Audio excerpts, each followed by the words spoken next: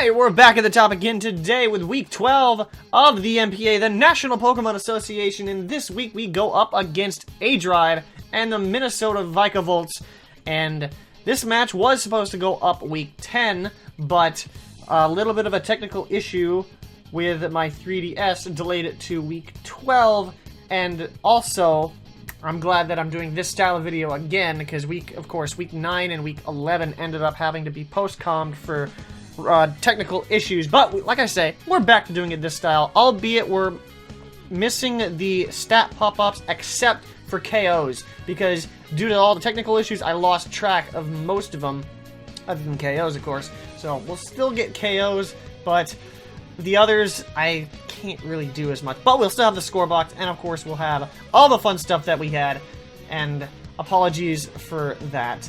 But, again, this is actually a pivotal matchup, because I believe if we lose, then I do not control my destiny again. I don't. Or not again, but because Galactic Elliot is sitting right behind me, and if we lose, I believe, this game, then, like I said, we don't control our destiny, and Elliot will control it entirely for that last spot in the playoffs. So this is super pivotal, but the problem is, there's a lot of stuff that Dan here can bring. This is the Danville, after all, because we're both named Daniel. Haha, how funny is that?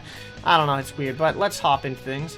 And actually, he's already ready, so we can really hop into things, and especially the team breakdown, which is going to be a little bit ambiguous, because I might see him in the playoffs if I make it, so I want to keep certain things on the down low.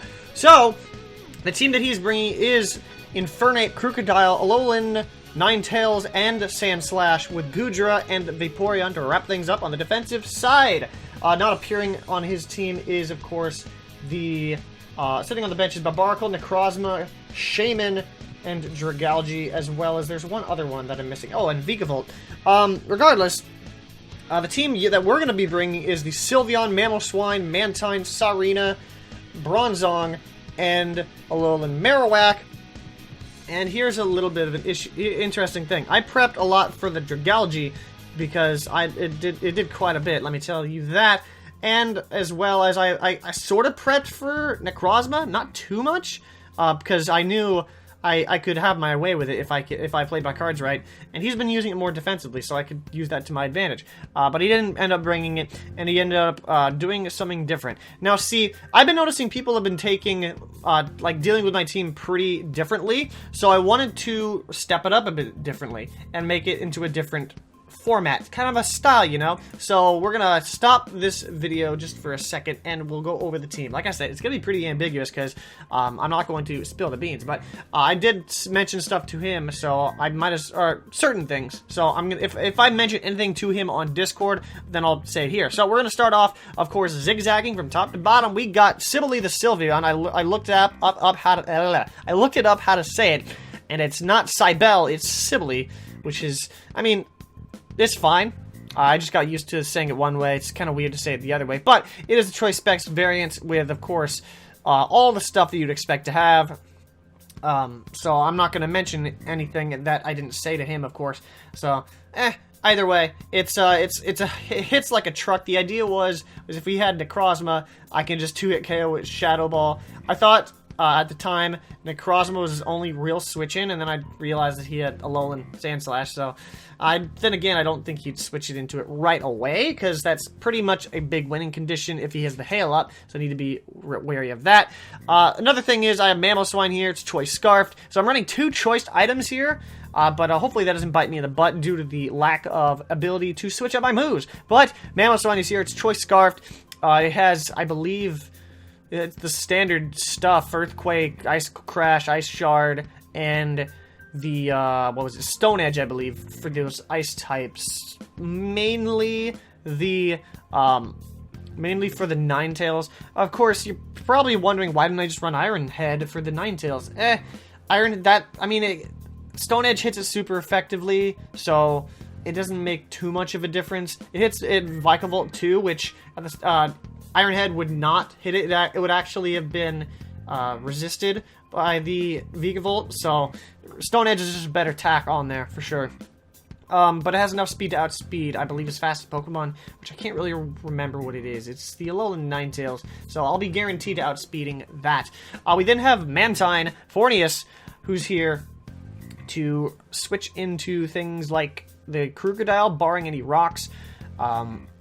Infernape is another good one, barring Thunder Punch, which I presume he has it, but I don't really want to deal with that, you know?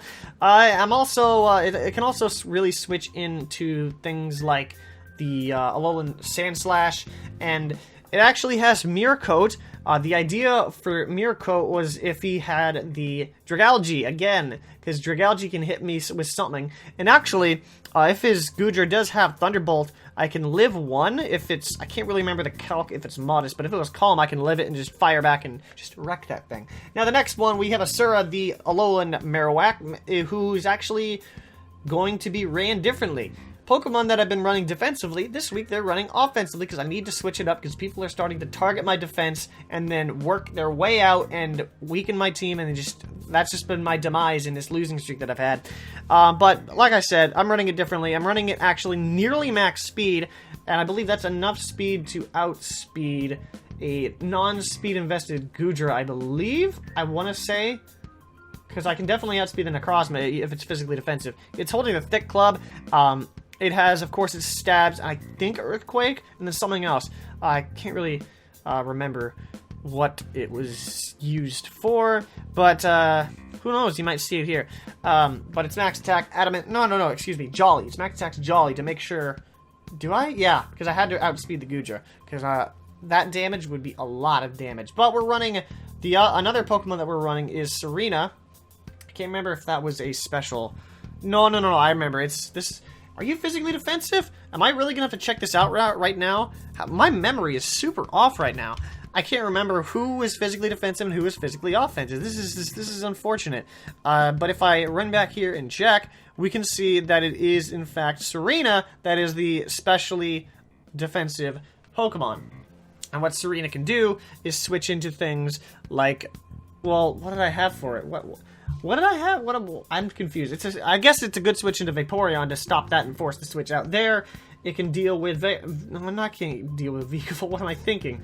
Goodra is another good switch in, barring Fire Blast, of course. I think that's pretty much it. Oh, Necrozma, maybe? I can't actually remember. Oh, maybe it was another switch into Barbaracle. Mantine was definitely switching to Barbaracle. That's why. Okay, so I had Mantine to switch into Barbaracle because with leftovers, barring rocks being up, I could take two, like, Stone Edges because, of course, you don't get the Tough Claws boost from the Rock Slide or the Stone Edge, which is actually kind of helpful as I smack my desk with my arm accidentally. And then we have Bronzong, which is actually a different set this time. We're running Heat-Proof Bronzong. I'm not necessarily for the Infernape. It's mainly here for the Dragalge, which, again, he didn't bring, which is kind of unfortunate because I was so intent on stopping Dragalge. But no, didn't bring it, and that sucks. But I guess it's a switch into the Infernape.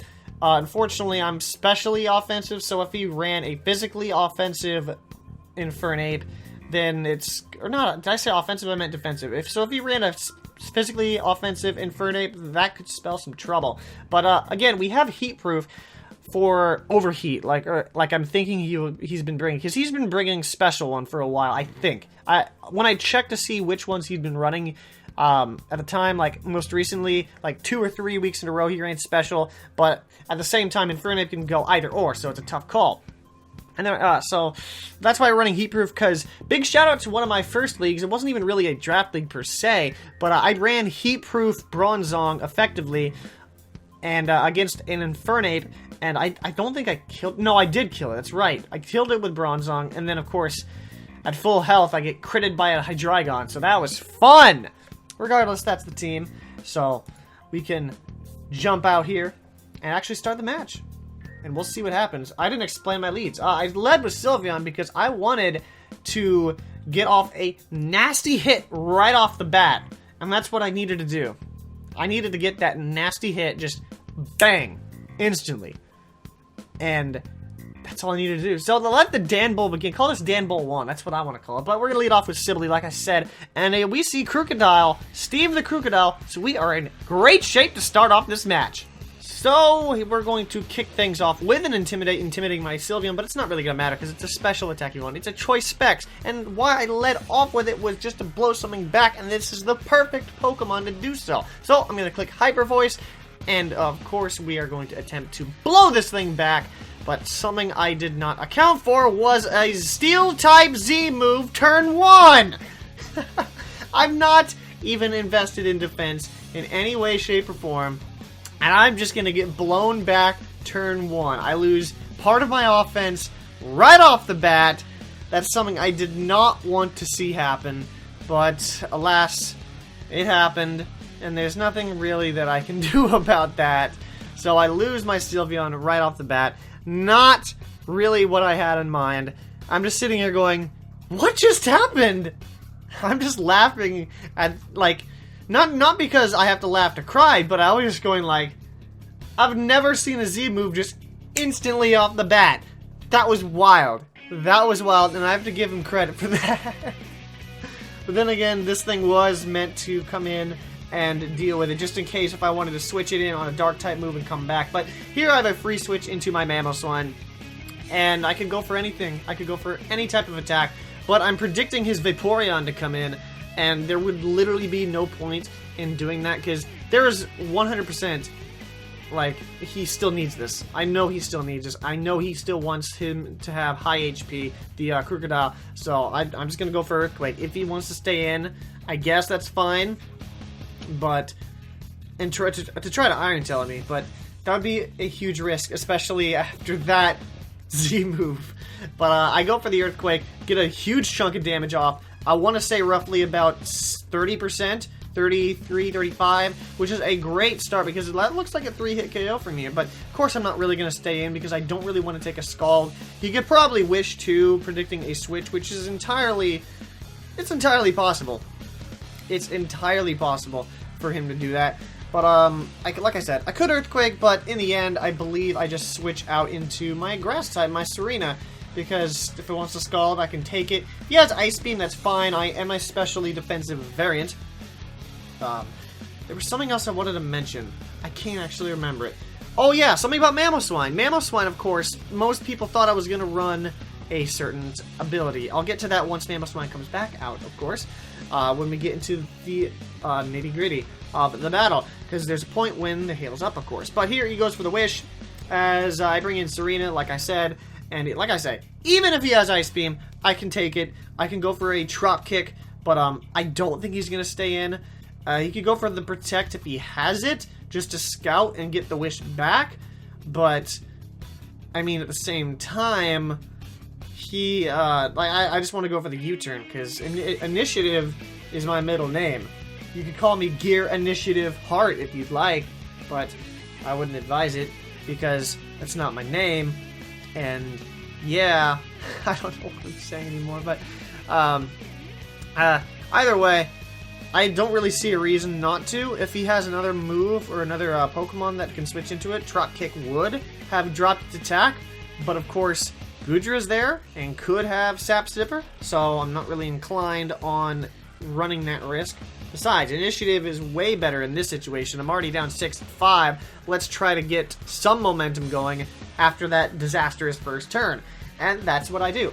I go for the U-turn, and you're probably wondering why this match isn't very sped up. It is sped up a little bit, but it's not quite sped up as it normally is. Well, that's because it's a fast match because I'm running a more offensive team, which is actually kind of better in these times, as I'll get to that in a later video if you'd like.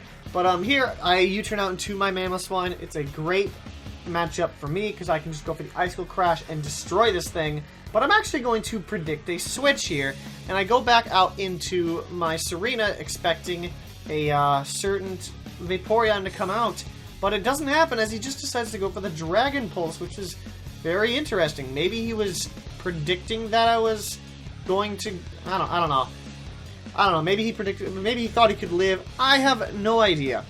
Then later I found out he was just trying to sack it off at this point. But regardless, I predicted, I'm like, this is fine.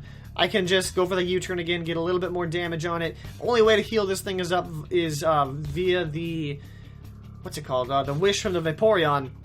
So any damage is good damage. That's what I always like to say. I always like to say many things, actually. But here he decides to go for Fire Blast, and he does not have his glasses on and misses Serena somehow. I don't know how you can miss Serena. But I pick up the U-turn. Have to go back out into Mamoswine. At least, I want to. I think so. I think I want to. I can't remember. Do I want to?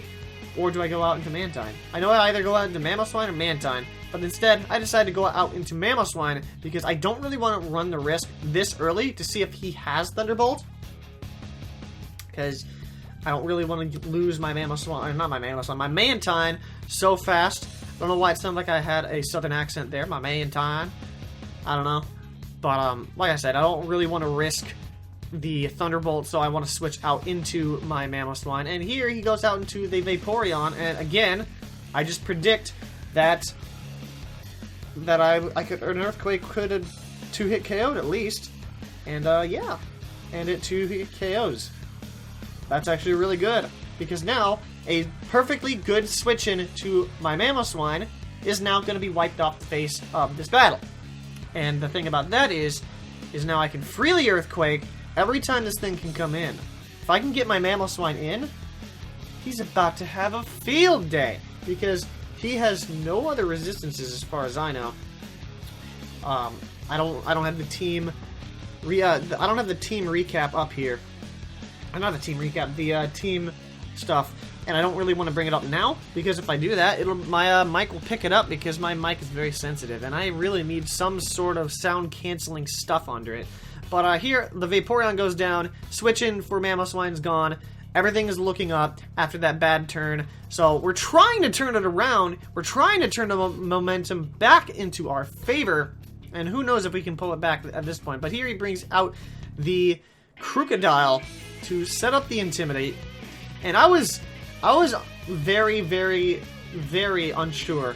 I had a feeling that he might run Pursuit on his Crocodile to trap my Bronzong, but I can at this point just freely go out into Serena. And I unfortunately take a knockoff, as I was predicting a ground move, but I guess I wasn't in the correct mindset in some of these turns, and I kind of make unfortunate plays. But I go for the Synthesis, I believe, because I need to get my health back up into play, because I always like to get my HP back. I always like switching in on full HP, because if I switch out predicting something, or wanting to save this thing for later, to have it not die and have it heal back up later, I mean, that just leaves me at a disadvantage. He's actually going to withdraw because of that and go out into his Goodra, again, trying to get the grass move Sap Sipper. At this point, I can already tell, because, I mean, I could have gone for Play Rough. This thing gets Play Rough. And if I had Play Rough, that would be wild, but I don't have it. I don't have it at all. But it's good to get my HP back, and I know he has Fire Blast, but I don't want to stay in on it this time as I go for U-turn. And I probably should have noticed that this thing was outspeeding. Is Goodra speed 80? I don't actually... Yeah, Goodra speed is 80, which is kind of insane. Here, like I say, he goes for Fire Blast. I take it really well. No burn, and the leftovers are going to bring me back to roughly past the level icon down below. So I'm thinking, you know what? He has to go for a special move. I think I can take a Thunderbolt, even though I don't really have any specially defensive investment. I have HP investment, and Mantine's special defense is already sky high, so you know what, let's get a little bit dangerous right now. I somehow need to get this thing out of here, and he goes for Dragon Pulse instead, which made me think he does not have Thunderbolt. And I see that whittle down, I'm going, oh my goodness, can we pull this off? No, just not enough. If he had gotten a higher roll, maybe we might have. And I'm thinking, you know what, my calc told me if he's a calm-natured one, which I should have been calcing this. I should have been calculating this, but I was I guess I was just too into the game. I'm going, what should I do? I was sort of treating this like a regular battle for some reason, and there he delivers the Thunderbolt. I actually wasn't thinking that he had Thunderbolt at the time. I was like, maybe he didn't have Thunderbolt. And then I saw that and going, oh, crap, he was trying to hide a Thunderbolt.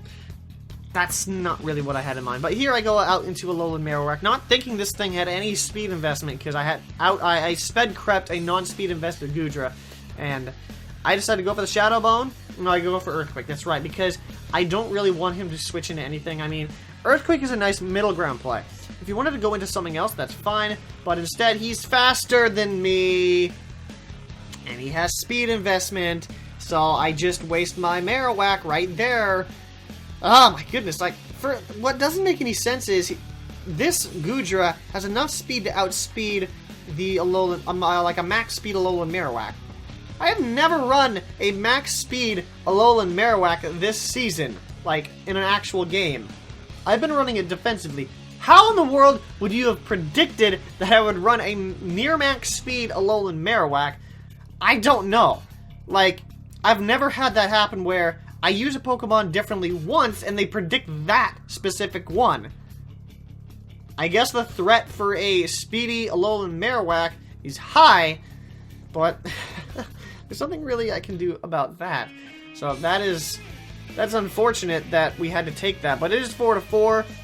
It might as well be 4-3.5 because my Alolan Marowak is nearly taken out of the battle. There's no way to heal it up, and again, my offense is crippled even more because it's only down to Mamoswine and my I was about to say Mamoswine twice. I wish I could have two Mamoswines, but I meant to say my Alolan Marowak. And right here, I'm thinking, you know what? He might go. Would he go for the fire move right here? He might go for the fire move just for the off chance that, like, it's a, how do I put it? It's a middle ground play. And I'm not sure what he has. I was thinking something special. I was thinking that he was running a special Infernape this time. This is the first time I saw the Infernape Rafiki here. So I'm thinking he's going to go for a special move. I doubt he'd go for a fire move. I'm heat proof anyways. I'll be able to take two of those and then rest up, and then I'll be back to normal. Then I can hit him with something else. That's all fine and good. So I'm going to bring out my Bronzong here to take the special move, and I see Earthquake. Oh my goodness, the one battle I'm not running Levitate, and it bites me in the butt. Oh my goodness. So already right there, two Pokemon are now brought down because of mistakes. Not even really mistakes. It's something I didn't expect, because I didn't expect him to outspeed or speed creep my Marowak, something I've never run speed investment in all season long. And then this, which I know he probably wasn't expecting me to bring in Bronzong, but this is just an unfortunate accident. At this point, I'm looking, and I'm thinking that with the other thing, with Goodra outspeeding, he's probably running speed in the Sand Slash, so I won't be able to outspeed that anyways. So I'm just going to go ahead and sack off my Alolan Marowak. There's nothing really I can do, because I really need my Bronzong, and it could rest. Like, I'm thinking at it this way. Alolan Marowak can't really outspeed much anymore, and it can't heal up. So it's more of dead weight. Like, it wouldn't be able to get any sort of hit off unless it switched out. So here I'm going to go out into Mamoswine. I'm not sure if it has close combat, but I'm going to say, like, at this point I'm thinking, could this thing be Scarfed? I don't actually know. Like, I don't know if it's Scarfed. I'm sort of leaning there, but I can't really confirm it. So I'm just going to take the risk. Like, there's nothing really else I can do. If I go into Bronzong, he just kills me with the Earthquake. And if I go out into my Serena, he just goes out into something else. Or rather, he goes for Flare Blitz if he's not Scarf, which, again, I can't confirm. So I have to go into this, and the fact that he switched out made me think he was more Scarfed. But we'll see how bad that hits me later on. As I go for the Earthquake here, I was so close to going for the Icicle Crash. And had I done that, that would have been a 2-hit KO. Easy. Easy. And then I would have wondered if he would have known. Well, first of all, I don't know if he knew I was Scarfed at this point. The way I brought it in against the Infernape made it lean toward that. So he probably thought I was Scarfed at this point.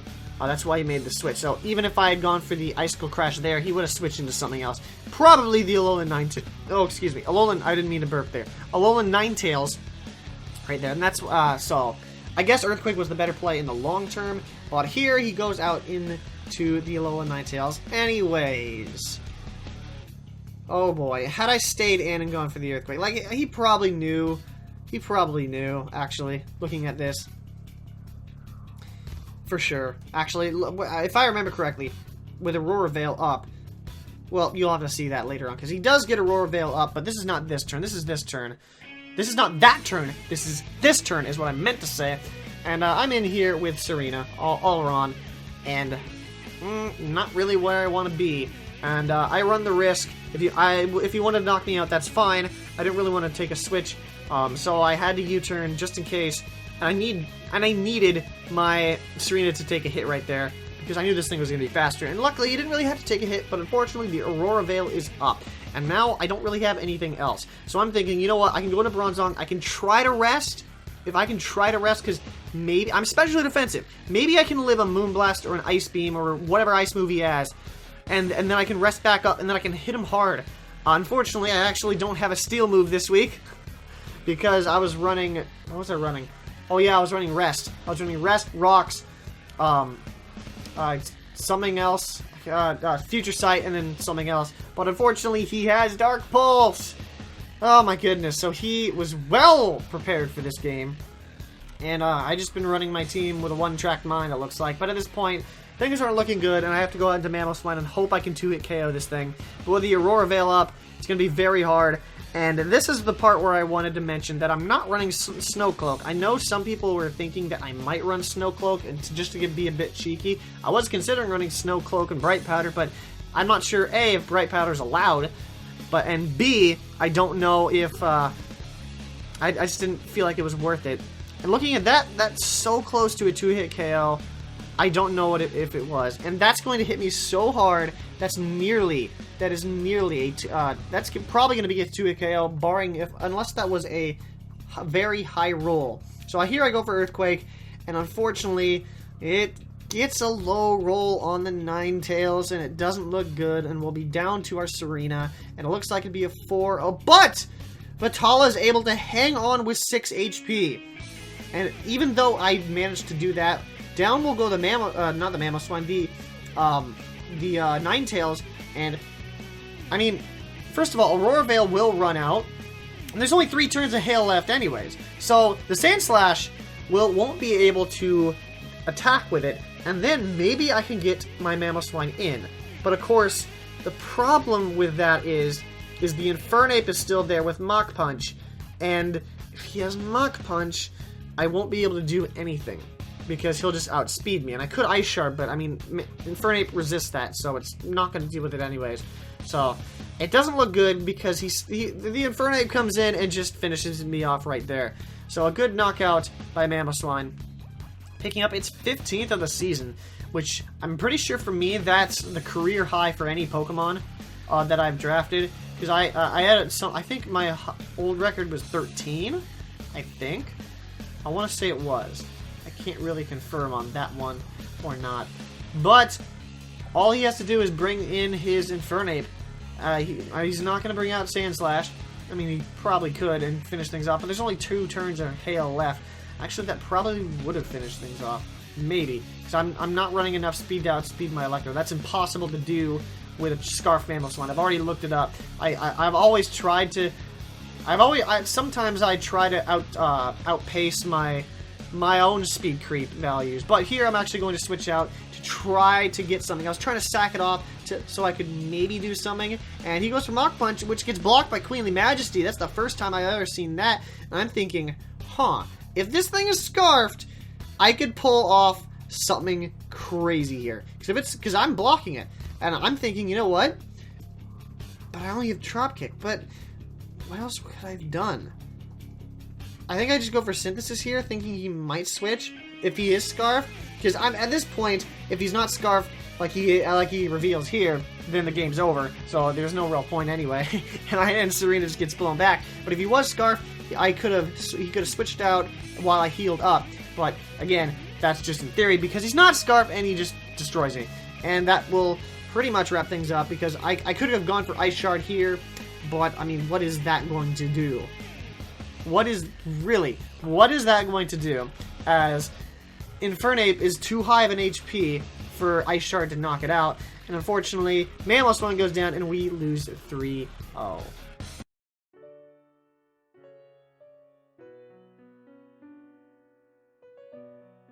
And that is a good game to your boy Dan, aka aDrive. Sorry, I just wanted to attempt that. Regardless, unfortunately with that, we now don't control our destiny, and we have to hope that either, well, Skylar or Gothies can pick up a win, and then we can get the destiny back into our hands.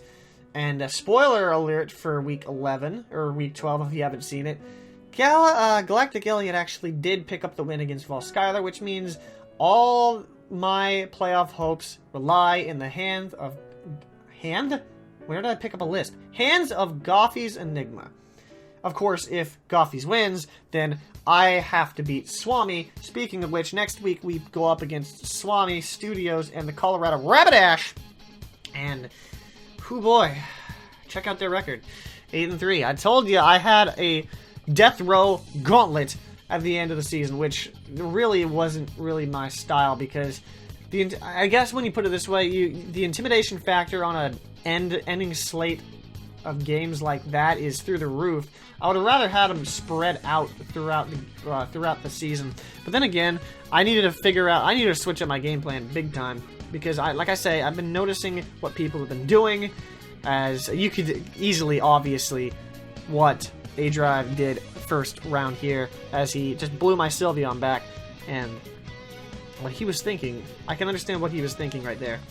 I'm not going to explain why, because I don't really want to kind of mention that. I did mention it to somebody, but I already beat them anyway. Or no, I didn't beat them. I already played them. Sorry. But yeah, if our playoff hopes rely on me getting a win and Galactic Elliot losing to Gothies Enigma. So it's all gonna come down to this. What's gonna happen? You'll have to find out if you want to find out. And to get notified when that video comes out, don't forget to hit the subscribe button. We have a bunch of stuff happening on the channel. Of course, the big things are coming back once I can get a new elbow brace, because this one that I'm wearing right now doesn't want to stay on. The Velcro sucks. It's not the Velcro that's the problem. It's the material that the Velcro connects to. So, thank you to that. Regardless, though, if you did enjoy, go ahead and drop a like from the top to show your support for your Seattle Staraptors. But with that, though, I want to thank you for watching. I'm going to catch you back at the top later on, because that is how you do what.